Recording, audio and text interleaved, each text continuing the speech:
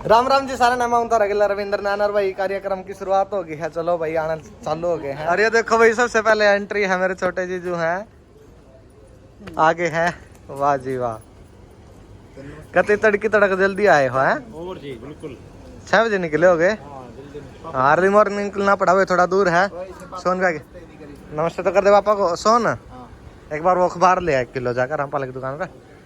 हाँ रामपाल की दुकान मिल जाएंगे।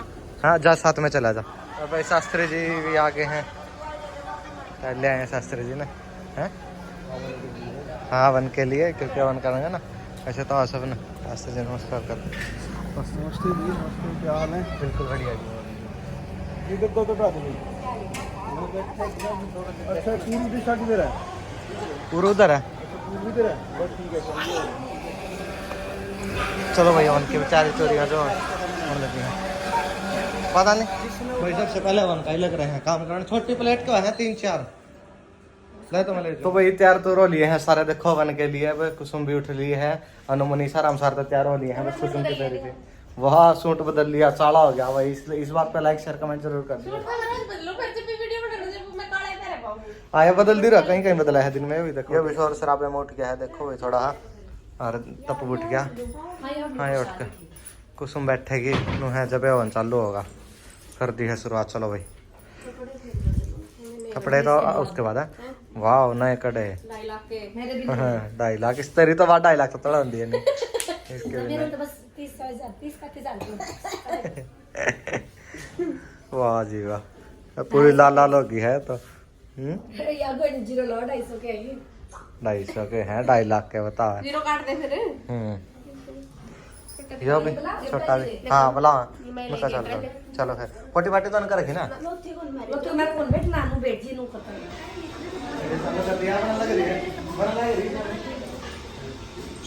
लो भैया वन के लिए आ लिए हैं हम। देखो मेरे बेबी भी आ गया है। भैया वन के लिए आ लिए हैं हम। देखो मेरे बेबी भी आ गया है। बेटा उठ जाओ और स्माइल करा भाई। ओह पोज दे दिए, उठा दिया मेरे को। कुसुम भी आ गई है। ओ तेरी छुम आ गया भाई। सारे आगे सारे। हाँ ये लिया है ठीक है। हाँ चल इस साइड में आज जी आ जाओ। रेलगाड़ी का चलना पड़ रहा है। कुसुम थोड़ा सारे दूर पड़ा है भाई अभी, क्योंकि अभी इतनी ताकत नहीं हुई सर। इधर को स्माइल कर रहा है, हल्की सी स्माइल अभी करेगा। अरे भाई रास्ता ना रोको, पीछे से उधर से बनाओ। देख देख देख इसको देख, स्माइल करा फिर रोक लेगा आगे। अच्छा अभी ना बैठ के सारा दिखा दो। ये अनु है अबे ले जा चल को बुला के ला बात को। अंदर ले चल भाई। हां ले जाओ। मैंने को दे तो थोड़ी बार में ले आ। तू अनु अनु ना दो मना नहीं दे रहा ना। आजा लाने पकड़ लिया। आड़ा गिरेगी खाऊंगा। सूजी निकाल दी।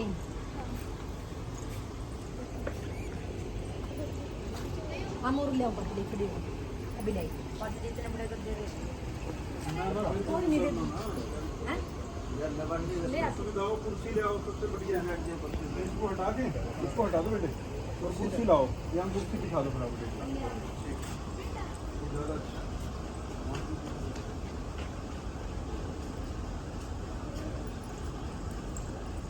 यहाँ कुर्सी लगा बेटे और कुर्सी पे रख दो कोई कुशन वगैरह। गद्दी है कुर्सी गद्दी है।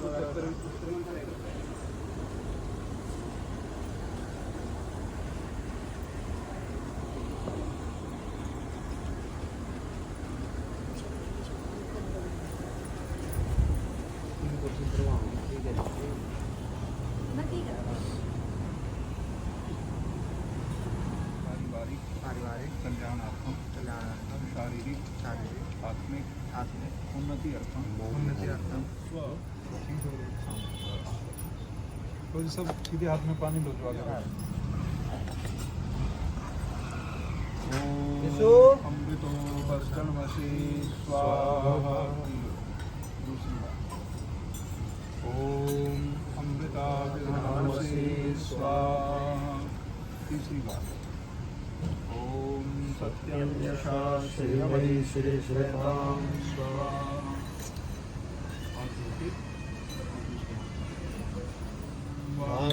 स्वास्य अस्तु ओम शौर्ये प्राणो अस्तु ओम शौर्ये चक्षुरस्तु ओम कर्णोर्मे श्रोत्रमस्तु ओम बाहुर्मे बलमस्तु ओम पूर्वोर्मे ओजोऽस्तु ओम अरिष्टानि मे तस्मै सह सन्तु।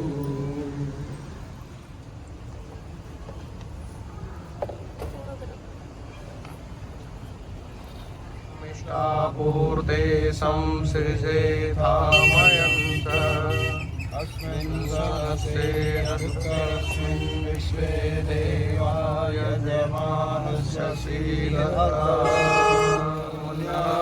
स्वाहा। ॐ सरस्वते अनुमन्ना स्वाहा। ॐ देव सविता प्रसूवयजं प्रसूवयतु।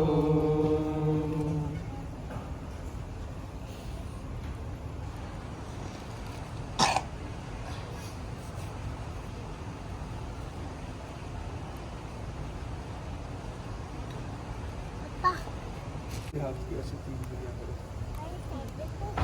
ये करेंगे आप बच्चे की नासिका के पास लेके जाओ। सुनना नहीं, नाम क्या विचार किया आप लोगों ने? ओजस।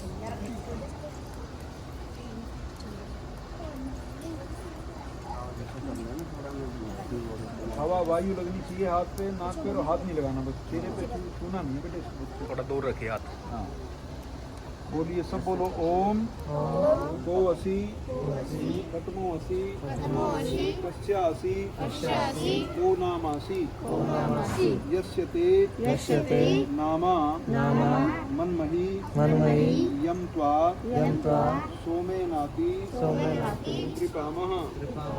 ओम भूर्भुवः स्वः सुतजा प्रजाभिः स्याम सुवीरो वीरै सुपोषः पोषै। ओम गो असी कतमो शीशो असी अमृतो असी आहस्पत्यम मासम प्रविशा ओजस। ओम स त्वन्हि छोड़ देवे छल कपट को मानसिक बल दीजिए।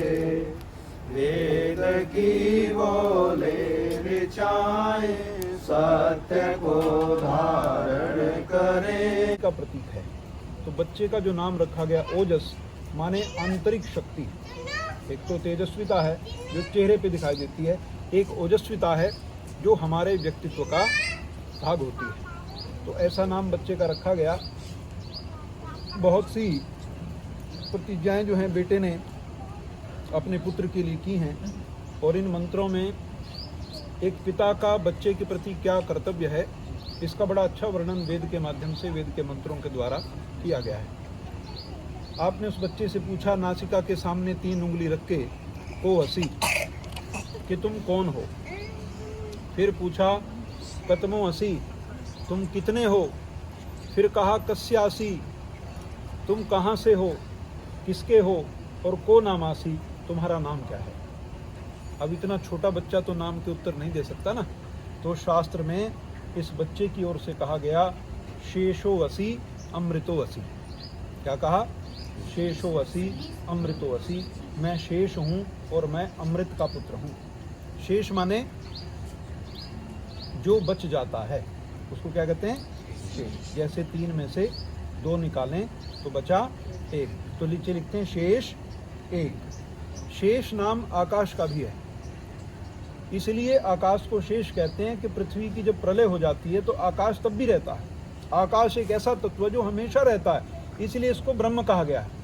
खम ब्रह्म, क्या कहा? खम माने भी आकाश है। खम ब्रह्म, आकाश ही ब्रह्म है, क्योंकि ये व्यापक तत्व है और सब कुछ के नष्ट होने पर भी ये नष्ट नहीं होता कभी भी। बाकी तत्व का विलय हो जाता है, इसका विलय नहीं होता, तो इसलिए इसको आकाश को खम कहा। तो कहा शेषो असी, मैं शेष हूँ। शेष माने जैसे परिवार से कोई गुजरा तो हमारे हाथ में तो शरीर रहता है ना, जीवात्मा तो चली जाती है, तो जैसे शरीर रहा और शरीर का कर दिया संस्कार, तो शेष कौन बचा? आत्मा। तो कहा मैं शेष हूँ, मैं कभी नष्ट नहीं होता। फिर दूसरा का अमृतो असी, मैं अमृत हूँ। क्या हूँ? अमृत माने न मृत, जो कभी मरता नहीं। तो जीवन का उद्देश्य इन दो शब्दों में ही कह दिया गया कि हमें शेष तत्व की खोज करनी है और अमृत तत्व की खोज करनी है। तो ये दो घोषणाएं मंत्रों के माध्यम से की, लेकिन ये यात्रा तो बहुत लंबी है, ये कैसे संभव होगी? तो अगले मंत्र में बहुत सुंदर पिता के दायित्व, परिवार के कर्तव्यों को कह दिया गया। सत्वान्हे परिददातु, अहन कहते हैं दिन को। तो पिता कहता है कि हे पुत्र, हे ओजस, सत्वान्हे परिददातु, मैं तुम्हें दिन देता हूँ। फिर कहा रात्रि परिददातु, मैं तुम्हें रात्रि देता हूँ। फिर कहा अहोरात्राभ्याम परिददातु, मैं तुम्हें अहोरात्र देता हूँ, एक दिन और एक रात। फिर कहा मैं तुम्हें अर्धमास देता हूँ, पक्ष जो होते हैं पूर्णिमा और अमावस्या के, कि मैं तुम्हें ये पक्ष देता हूँ। फिर कहा मासेभ्य परिददातु, फिर मैं तुम्हें पूरा महीना देता हूँ। फिर कहा मैं तुम्हें वर्ष देता हूँ। फिर कहा मैं तुम्हें संवत्सर देता हूँ। और संवत्सर के बाद क्या कहा? त्वा आयुषे जरायई परिददातु, कि मैं तुम्हें आयुषे माने आयु देता हूँ। कहाँ तक की आयु? जरायई, वृद्धावस्था तक की आयु मैं तुम्हें देता हूँ। तो एक पिता दे रहा है अपने बच्चे को, दिन दे रहा है, रात दे रहा है, ऋतु दे रहा है, पक्ष दे रहा है, साल दे रहा है, 100 साल दे रहा है, और फिर वृद्धावस्था तक की, बुढ़ापे की आयु दे रहा है। तो कहते हैं आयु का देना तो परमात्मा के हाथ में निर्भर करता है, इसकी कितनी आयु होगी मनुष्यों के अपने कर्मों पर निर्भर करता है।